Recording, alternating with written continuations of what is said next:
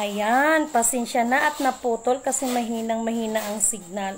Okay, ngayon po ay November 4, 2023 at ang oras ay I think mga 9 o'clock na yata ng gabi. Okay, una at higit sa lahat ay nais ko munang itataas aking pinupuri, dinadakila, nilulhati, pinasasalamatan, sinasamba ang pinaka-Diyos ng kaliwanagan, ang Banal na Espiritu at ang Inang Lupa. Okay, gusto ko rin pasalamatan ang apat na elemento ng daigdig. Ang elemento ng apoy, ang elemento ng tubig, ang elemento ng hangin at ang elemento ng lupa. Maraming salamat din sa lahat, no, sa apat na direksyon ng mundong ibabaw na ito, from the north, east, west, south. Okay.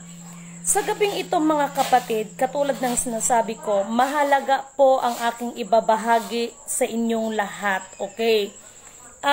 Ito ay may kinalaman sa issue ngayon sa China. Kaya makinig lahat ang may pandinig. At pinupuri ko at talagang itinataas ko ang pinaka-Diyos ng kaliwanagan sapagkat alam ko na maraming tao ang gustong harangin ang ginagawa ng aba ninyong lingkod sa pakikipag-ugnayan sa mahal nating pamahalaan, lalo na sa ating mahal na Pangulong PBBM. Ngunit, subalit datapwat, kapag ang kapangyarihan na ng pinaka-Diyos ng kaliwanagan ang kikilos, walang magagawa ang tao.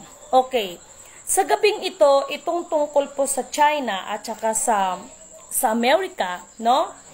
Ito, katulad ng lagi kong sinasabi, hindi po ito basagan ng trip, kung hindi basagan po ito ng katotohanan. Okay. Itong mga sinasabing nakambang gera, kung sa bagay lahat ng yan ay nakapropesiya, ngunit subalit na tapat, binigyan tayo ng karunungan ng Panginoon upang makapaghanda sa lahat ng bagay. Yun lang naman po yung pinupoint ko. At nalulungkot ako sa mga naririnig ko kasi yung sinasabi na yung binuking na dapat magkaroon ng kodita, no? So, sino ba ang mga nasa likod ng mga tao na yan na nais pabagsakin ang ating pamahalaan? Hindi pa ba kayo natuto sa panahon noon ng ating dating mahal na Pangulong FEM Senior, no? Dahil sa iba na naghahangad ng mga posisyon, kapangyarihan, no? Kaya nagkawindang-windang ang ating pinakamamahal na Maharlika Nation. At kahit may magandang programa ang ating pamahalaan, ito ay nasisira sapagkat may mga tao talaga na ganid sa salapi at ganid sa kapangyarihan. Okay, isa-isahin ko ito. Actually po, ang China at saka ang Amerika, for me, according doon sa, at kaya patunayan ng aba ninyong lingkod, ang China at saka ang Amerika, nagkaroon po ng kasunduan yan, na yung mga nangyayari dyan is just only the part, no? Part yan ng, part yan ng isang bagay. Hindi natin pwedeng masabing laro, sapagkat buhay na ang mga nakasalalay dyan. Ngunit, subalit datapwat, ang ating mga bilang pinuno, no? Alam nila na bawat bagay ay kung kinakailangan may ibubuhis na buhay. Sa mga namumuno, alam nyo yan. Okay. Meron akong babasahin para dyan sa China, no? Not only the China, but para sa ating lahat, para mabigyan ng kaliwanagan. Sapagkat ang China po ay hindi po natin kaaway. Okay? Huwag nating ituring na kaaway ang China, no? Sapagkat para naman sa kalaman ng iba, no? Alamin nyo muna ang pinakaugat sa lahat. Ang China po ay isa po yan sa bayan, no? Bansa na isa po yan sa na-empire ng Sulu Empire, because the Sulu Empire, they have 11 countries at kasama po ang China. Okay? Ang China ay malaki ang kaugnayan sa the real Sultanate of Sulu. Ngunit subalit na tapat ko napansin natin ang mga kalagayan natin ngayon. Marami nagpakilala na sila ay sultanate, bla bla bla. Pero bakit walang katahimikan? Because ang China is alam nila ang katotohanan at ang mga yan ay may pinahawakan. So, dito sa about sa mga territories, no? Meron akong babasahin sa inyo at ito ay makikita natin. Kaya makinig lahat ng may pandinig. Sabi ko nga, mag-ano kayo ng ballpen at saka papel. At itong mensahe ko sa inyo ay hindi ito basta-basta na miniminsahe ko sa inyo kung hindi rin ako sa tulong ng gabay sa akin dahil wala rin naman akong magagawa. Okay, dito yan, papaliwanag ko. Sa Kawikaan, chapter 25, verse 28 to 30. Ano ang sinabi dito? No? Okay, I'm so sorry, no? Ito sa China, regarding ito sa China, sa Kawikaan chapter 22 verse 28. Huwag ninyong babaguhin ang mga hangganang itinayo na inilagay doon ng ating mga ninuno. Okay, ito, sana maunawaan ninyo, huwag babaguhin ang tanda na inilagay ng ating mga ninuno sapagkat noon pong kapanahunan, the Sulu Empire, no? The real Sultanate of Sulu, no? Sila po ang nag-empire ng 11 countries, kasama po ang China. Okay? So sa China, the real Sultanate of Sulu ay nandun po ang libingan ng pinakamamahal natin, the real Sultanate. Mahabang kwento, pero ito lang ang gusto kong ibahagi. Yung parang pinaka-cut na ito, yung parang pinaka-conclusion, no?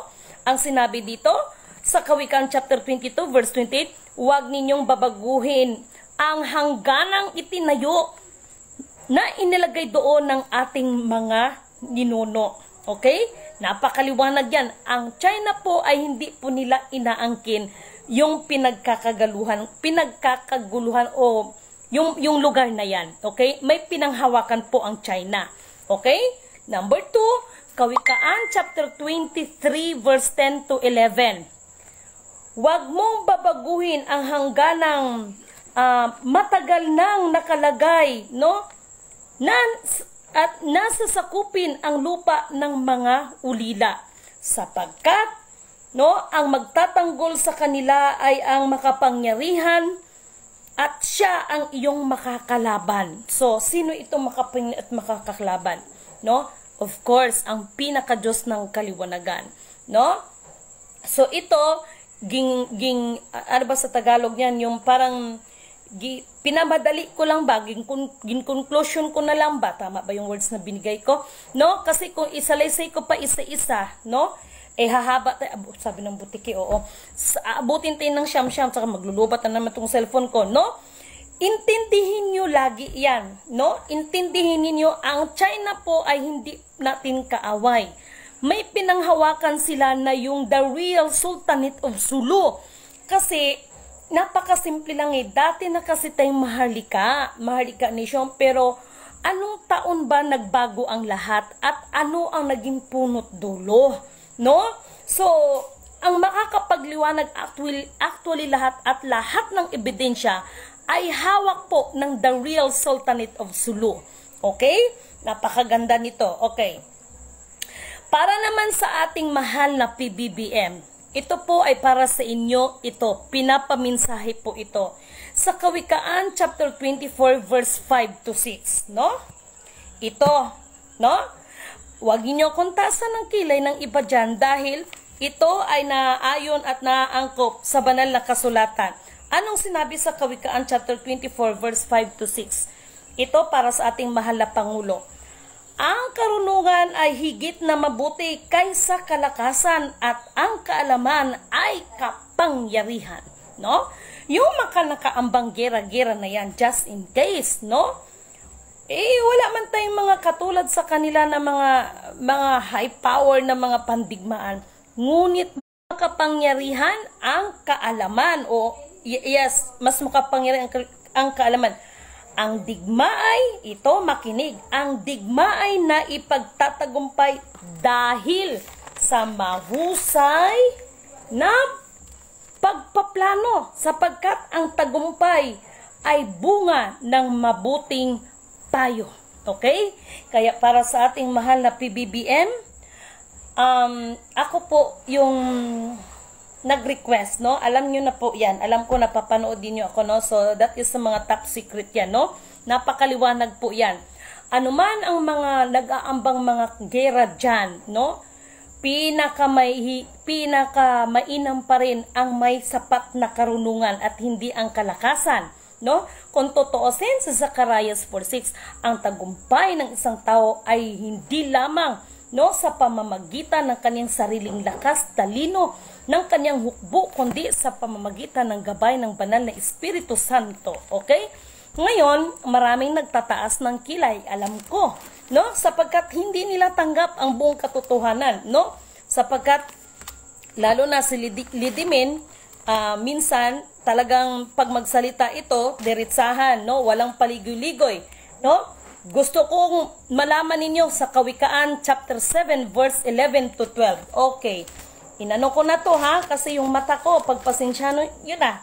Ano ang sinabi dito sa Kawikaan chapter 7 verse 11 to 8? Ito na ang problema ko ngayon kaya pasensyahan nyo na. No? Ate Angel, sorry ha, kailangan ko ang aking pangalawang mata. Ipagpaumanhin ninyo.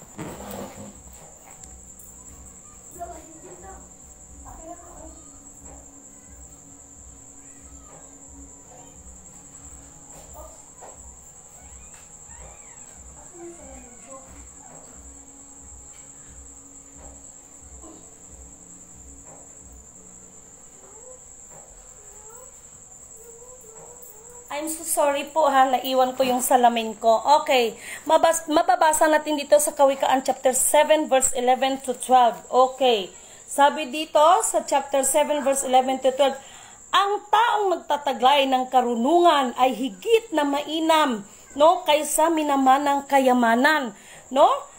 Number 12, ang tulong na magagawa ng karunungan sa tao ay tulad ng magagawa ng salapi. Ang tao'y makinig, maililigtas ng kanyang karunungan at ito ang kabutihan ng kaalaman. So, bakit ko to binabahagi sa inyo? Sapagkat sinasabi ko na baga sa inyo, we have 1 month left, no? Although na lahat yan ay nakapropesya, nakaprogram lahat, ngunit subalit datapwat, no? Tayo ay binigyan ng sapat ng karunungan ng pinakadiyos ng kaliwanagan upang sa paghahanda ng lahat ng bagay. Okay, ito pa. Alam ko naman na maraming nagtataas ng kilay sa akin. Alam ko naman yon, no?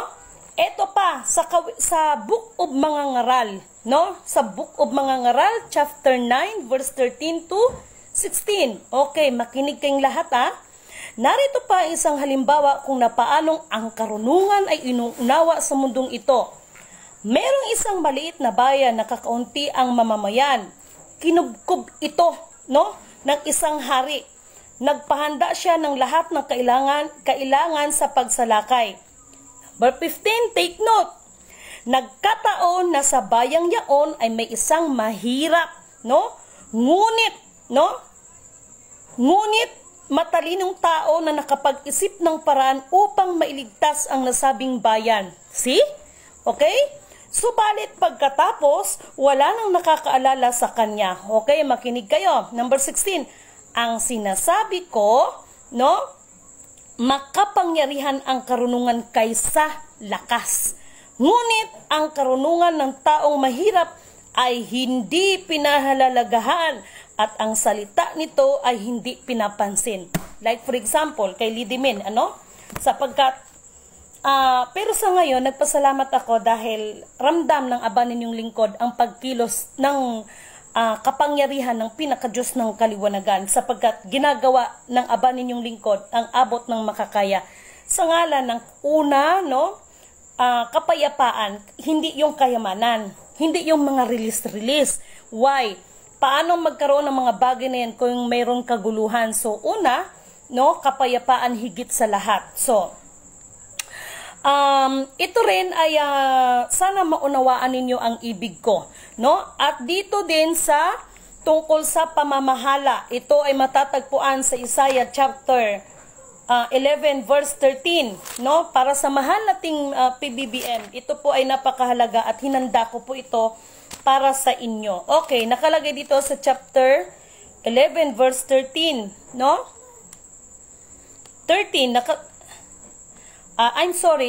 chapter 3, Isaiah chapter 11 verse 3 to 9. Nakasaad dito, mananahan sa kanya ang espiritu ni Yahweh, no? Bilang ito ay maghahari, no? Ang espiritu ng karunungan at pag-unawa ng mabuting payo at kalakasan. kaalaman at pagsunod at paggalang kay Yahweh, no? Mahal na PBBM, no? Nawa, pag-isipan ninyong maigi dahil alam ko na maraming mga sorry for my words, maraming sip-sip dyan. Number 3, kagalakan niya ang sumusunod at gumagalang kay Yahweh. Hindi siya hahatol ayon sa kanyang nakita o magpapasya batay sa kanyang narinig. Number 4, ngunit hahatulan niya ang buong katwiran, ang mga dukha at ipagtanggol ang karapatan ng mga kaawa-awa, no? Tulad ng pamalo ang kanyang mga salita, sa hatol niya ay mamamatay ang masasama. So sa mga minamahal kong kapatid, ano ba ang sinasabi ni Lidimin? Pag oras ng implementasyon, walang kapatid-kapatid, walang kadugo sa kadugo. Ano ang naging kasunduan? Yun ang matutupad, walang dagdag, walang labis, walang kulang. Ni isang litrang walang babaguhin doon, sapagkat yan po ay mga kasunduan ng ating mga kaninunuan. Kaya nga po sinabi dyan, no, pangako ng Diyos, ibabalik niya lahat ng mga kayamanan, matagal na niyang ipinagkaloob sa ating mga ninuno. Okay? So, kaya na program po lahat ang mga bagay na yan. Okay? So, dito, tulad ng pamalo ng kaniyang mga sita, sa hatol niya mamamatay ang masama. Number 5, maghahari siyang may katarungan at mamamahala ng may katapatan. Okay, number 6, maninirahan. Ito ang napakasarap, no? Kasi dito, pag namumuno ang mabuting hari, no, wala tayong dapat katatakutan. So biruin mo, i-imagine nyo na lang ha. Number 6, maninirahan ang mga asong gubat sa piling ng kordero. Mahihiga ang leopardo sa tabi ng batang kambing. Mabuhay ang Mazola Kingdom. Magkasamang manginginain ang guya at ang batang leon, at ang mag-aalaga sa kanila'y isang batang paslit. Oh my God! Ang baka at ang ausoy magkasamang manginginain, at ang mga anak nila'y mahihigang magkakatabi. Ang leon ay kakain ng damo tulad ng baka. Maglalaro ang sanggol sa tabi ng lungga ng ahas, no? Hindi mapapahamak ang batang munti kahit pa isuot nito ang kanyang kamay sa lungga ng ulupong. No, walang mananakit o mamiminsala sa nasasaklaw ng aking bundok na pinagpala, sa ay mapupuno ng mga taong kumikilala kay Yahweh, kung paanong ang karagatan ay napupuno ng tubig. So, bilang isang may mabuting pamumuno, no, isang mabuting at kaharian, ganyan po ang magaganap. Wala tayong dapat katakutan sapagkat ang mamumuno sa atin ay matalino, no? So the bottom line of my message now, no, yung tungkol sa China, no, sapagkat ang China kasi, no, sila po ay hindi natin kaaway, no? Ang China at ang Amerika, kung ano man ang nakikita niyo dyan, that is the part of, sabihin mo na natin, parte ng palabas, no? Kasi may kasunduan ang mga yan no? Nais lang nila, no, nalilitaw ang dapat lilitaw. So, para sa The Real Sultanate of Sulu, nakahanda na rin po ang kanyang ipipresenta para sa mahal nating PBBM, sa ating Pangulo, dahil The Real Sultanate of Sulu, no, ay hindi po ang nasa utak at nangibabaw sa kanya ay ang kanyang pagiging sultanate, ang corona o whatsoever, kung hindi ang magkaroon tayo, no, ng kapayapaan sa bawat isa, magkaroon tayo ng unity, love, no, saka yung prosperity. Ayaw ng pinaka real sultanate natin na unahin ang pag-usapan ang mga kayamanan na yan, dahil magiging sanhi lamang yan ng pagkakagulo-gulo. Unahin muna ang tungkol sa katotohanan, sapagkat ang katotohanan ang magpapalaya sa ating lahat at hindi po ang kayamanan. May panawagan ako sa mga mahal nating mga ano bang tawag ng mga hanay, lalo na sa AFP, no? Lalo na sa AFP, lalo na sa hanay ng mga kapulisan. Nawa po ay ipagpaumanhin ninyo ha, lalo na yung napanood ko kaganina. Huwag po kayong magpagamit sa mga tao, no? Na yan po ay may mga sariling hangarin, no? Gusto nila ay sila ang mamuno sa atin. So sana magkaroon tayo ng aral doon sa nangyari sa panahon ng ating FEM senior, no? Na dahil doon sa mga tao na naghahangad ng sarili nilang panukala na pamunuan ang ating bansa, kaya nagkawindang-windang. Katulad ng sinabi ko, kung ano man ang pagkukulang, punan, kung mayroon man pagkakamali, ituwid. Hindi upang hatakin natin pababa ang sinuman sa atin, no? At sana din yung iba marunong tumanggap ng kamalian, no? Marunong tumanggap ng buong katotohanan. Bagamat ang lahat ay may nakapropesiya, no? Bagamat may nakapropesiya ang lahat, ngunit ang pinaka-Diyos ng kaliwanagan ay mahabagin, no? Ang nais niya lang makita sa ating lahat ay marunong tayong magpakumbaba, no? Kaya nananawagan ako doon sa mga mahal nating mga kapatiran sa pamumuno ng AFP, ng kapulisan, no? Sa iba't ibang departamento ng ngalan ng kapayapaan, wag niyo po sana akong mamasamain, ngunit wag po kayong magpagamit sa mga ibang tao, no? Na ang gusto lang nila ay yung kapangyarihan.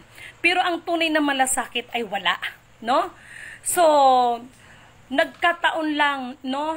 Sige, sabihin man natin na in how many administration na ang nakalipas. Mula lang naman yung napabagsak, no? Ang dati nating mahal na FEM senior, no? Ay nagbago na ang lahat. Ngunit, ganun pa man, hindi naman tayo perfect. Kung ano man din, kung mayroon din, no? Na pagkakasala man na maituring ang dating FEM senior ay hindi nangangahulugan, ay kasalanan din ng anak, no? Mamuhay tayo sa kasalukuyan para sa kinabukasan ng bawat isa sa atin. Huwag tayong mamuhay sa nakaraan. Kasi kapag lagi ang ganyan ang mangyayari, patuloy na pagkampi-kampihan, so walang mabuting maidudulot sa atin, no? Samantalang the real Sultanate of Sulu, no, ay talaga lang naman nakikipag-cooperate, talaga lang minsan wala kaming tulog, talagang nagmo-monitor kami sa lahat, at the real Sultanate of Sulu, just in case, ay handang ipagtanggol ang ating bayan, hindi para kilalanin o whatsoever, kasi ang panukala ng Diyos ang ating sinusunod dito. Kaya nga baga mayroong sinasabi dyan, ibabalik ko ang kayamanang matagal ko nang ipinagkaloob sa inyong mga ninuno, sapagkat ang ating mga ninuno ay nakatupad, no? Kaya nagpapasalamat ako sa lahat-lahat, no? Actually ito guys, no, pinapa-reveal sa akin yung sinabi ko talaga nung nakaraan, sino ba talaga ang founder ng 666, the negative, kasi the 666, we have the negative and the positive, yung negative side, no? Yung negative side, sino ba talaga ang founder ng 666? Alam niyo mga minamahal kong kapatid, nakaredy po yan, no?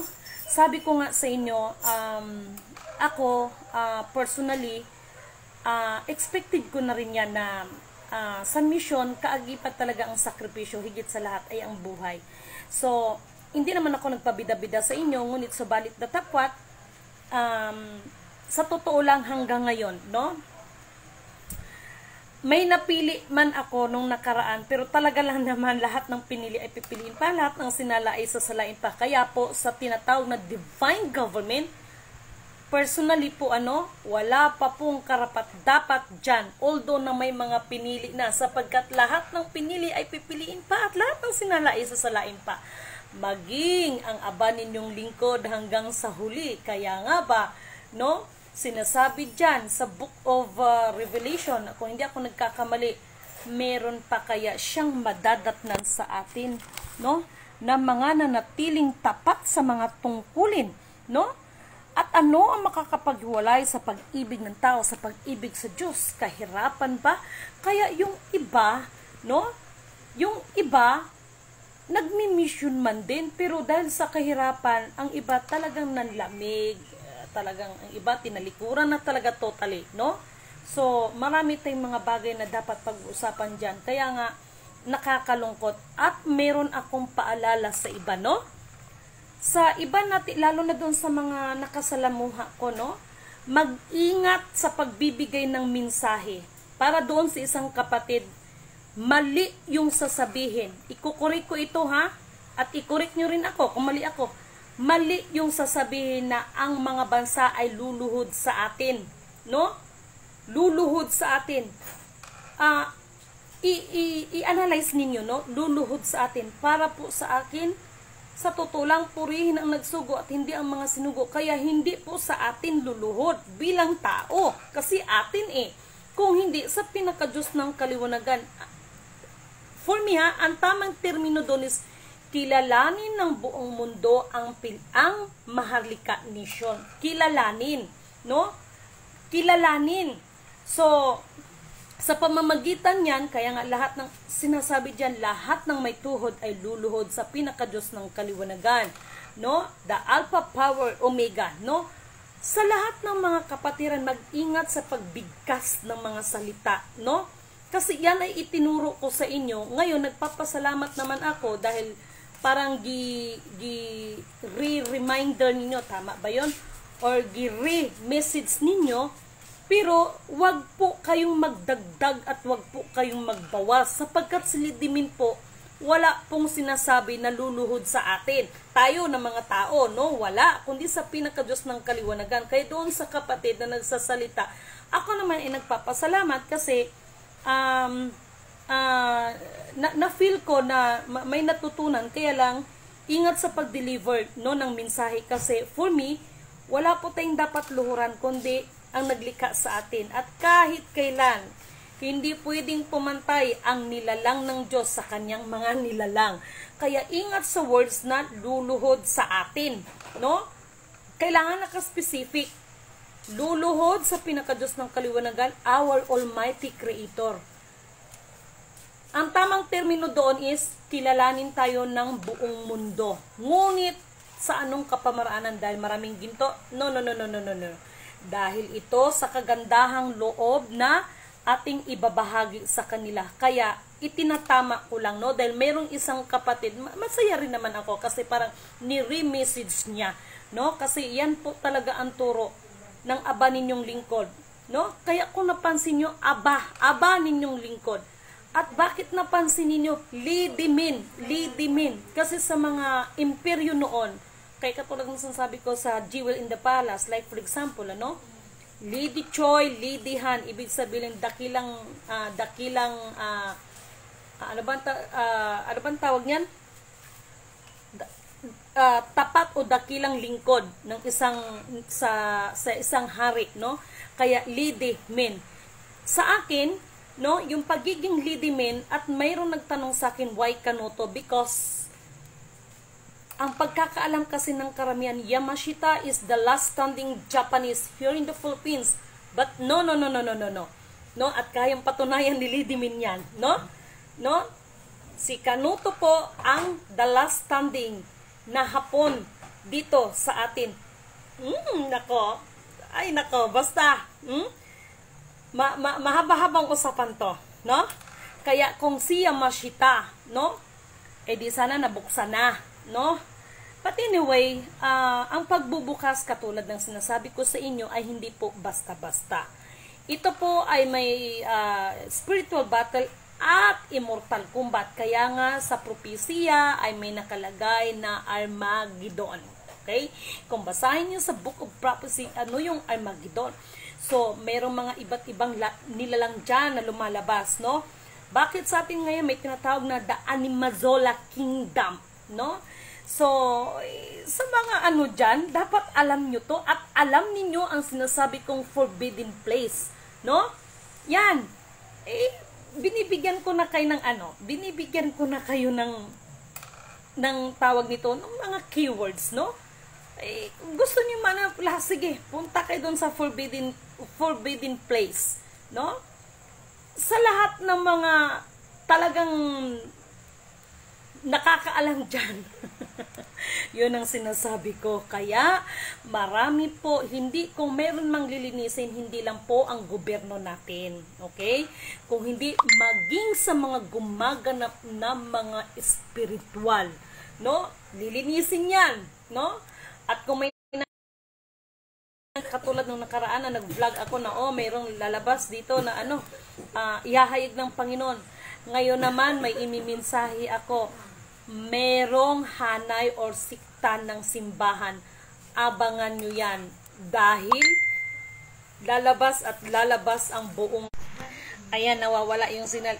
Kasi walang lihim na hindi nabubunyag, no? At mabuhay ang bawat isa sa atin at mabuhay ang mula sa 12 tribes, no? Ngayon pa lang ay binabati ko na kayo, no? At nawa ang kapayapaan, pag-ibig ay manatili sa atin, no? Sa bawat isa at manatili ang ating mga paa sa lupa. So, sana mga kapatid, no? Sana mga kapatid, yung mga binabahagi ko sa inyo ay ma-catch up ninyo, no? Yun lang po ang aking hiling sa inyo at lagi ho tayong manalangin at doon sa iba nating mga kapatiran, huwag tayong magsabi na karma, kinarma, ganito, no? At huwag tayong maging masaya, no? Kung nabalitaan man natin kapatid na ito, no? Sapagkat sa Book of Kawikaan nakalagay dyan, no? Huwag mong ikagalak ang ikabagsak ng iyong kaaway dahil sa halip na sila ay paparusahan ng Panginoon ay baka hindi na sila paparusahan at baka tayo pang paparusahan. Okay? So isang mapagpalang magandang gabi po, no? At always pray lang tayo at maraming salamat sa lahat ng mga taong tumulong sa akin, sa mga prayers ninyo, no? Sa mga taong alam ko kung sino ang mga totoo sa akin at hindi. Ngunit lahat ng mga yan ay ang aba ninyong lingkod ay wala namang masamang tinapay sa aba ninyong lingkod, no?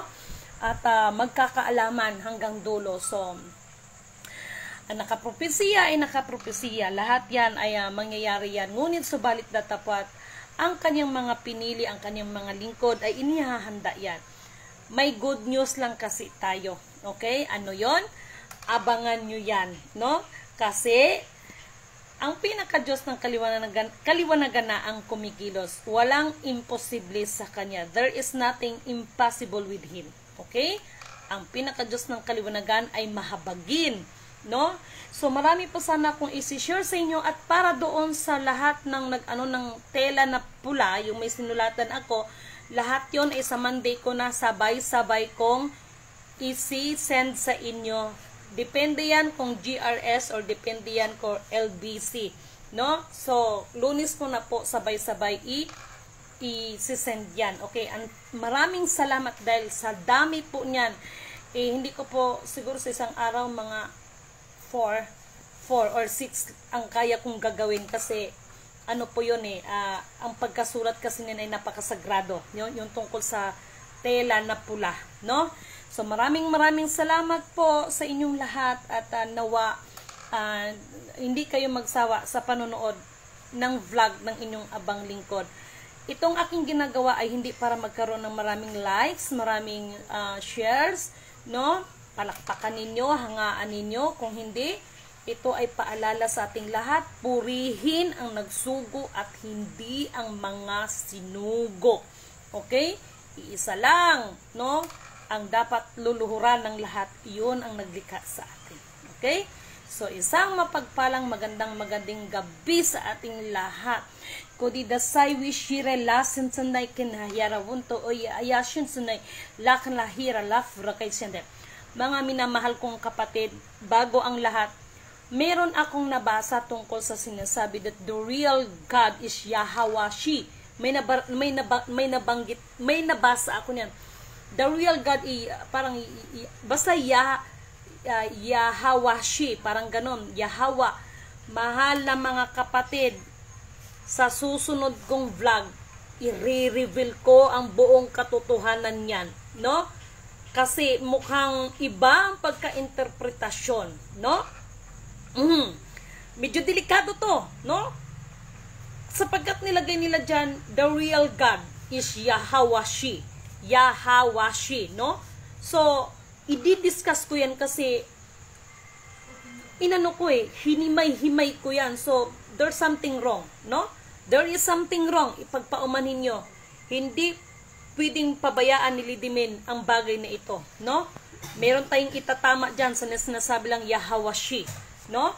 Meron tayong YHWH, YHWH. 4 na litra yan, no? So, ako, nakiramdam lang ako sa paligid, no? So, magbabase tayo dito, no? Sa banal na kasulatan. Okay? Although na sinasabi na ito ay gawa ng tao, but yan naman ay guided yan. I-discuss ko sa inyo yung Yahawashi na yan. At yan hanggat maaari. Yahawashi is the one of the program of the elders. Nako, sinasabi ko sa inyo, no? So, nagpasalamat ako sa pinaka-Diyos ng kaliwanagan sa isang pambihirang ipinagkaloob niyang karunungan sa aba ninyong lingkod. No? Sa muli, purihin ang nagsugo at hindi ang mga sinugo. Mag-ingat po tayong lahat, okay? Mag-ingat yung mga malapit sa dagat. Mayroong tidal wave, okay? So, magandang gabi po sa ating lahat.